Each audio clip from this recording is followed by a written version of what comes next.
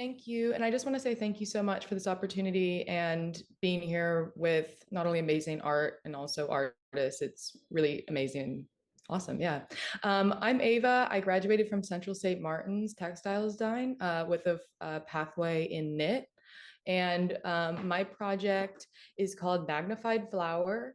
And I explored the gradual transition of color within a singular bloom. And it's inspired by the allure and intricate beauty of a singular flower. And in my fascination with the gradual transition of color within a singular blossom led to my experimentation and development in hand dyeing all of my yarn.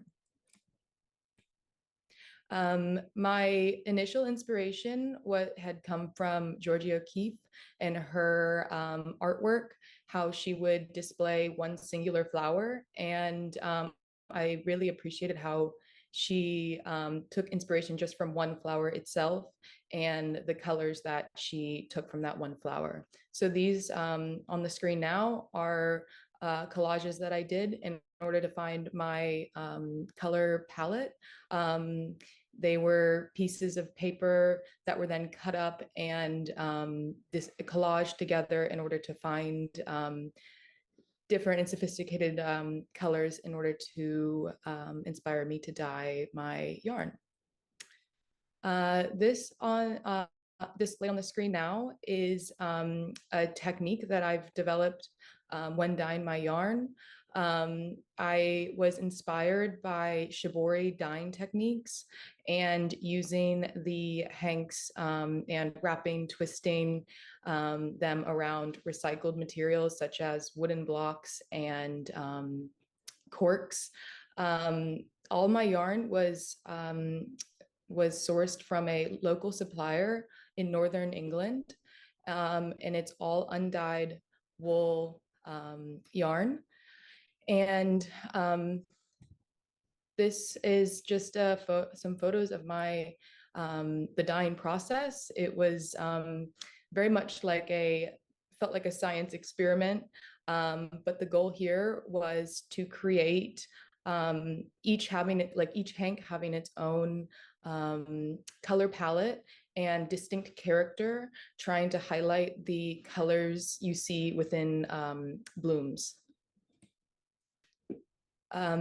Unwrapping each hank felt like opening a present. It was seeing all the colors transform, and again, each hank having such a distinct character that I then used to knit with. This was another technique that I developed in order to create less waste in yarn. I would knit in just in the undyed wool yarn, and again use the shibori dyeing techniques to wrap and twist and then to dye, and then I would take that and unwound it and create a new yarn. This is an example of what I was just talking about from the dyed sample and then to like the final piece on the shirt. And again, so the image on the left is just the dyed sample, and the image on the right is the same sample unwound and knitted again, all using the Adobe knitting machine. Another path that I went down was dyeing 100% wool roving and creating my own yarn out of that by dyeing it and then stripping it and then creating it into yarn itself and then hand knitting it into a skirt that she has on the left. These are just a couple more photos of my project. Again, just using all of my hand dyed yarn, also using a lot of hand like dyeing and just kind of painting on top to create different colors. And again, just creating more of a gradual transition of color. And again, here's some of photos from a dress that I did, and you can see all of the hand dyed yarn coming together and creating a beautiful color palette inspired by a singular bloom. And again, here's just some photos that you can see using all of my dyed yarns and wanting to grasp like the shape and textures of flowers themselves.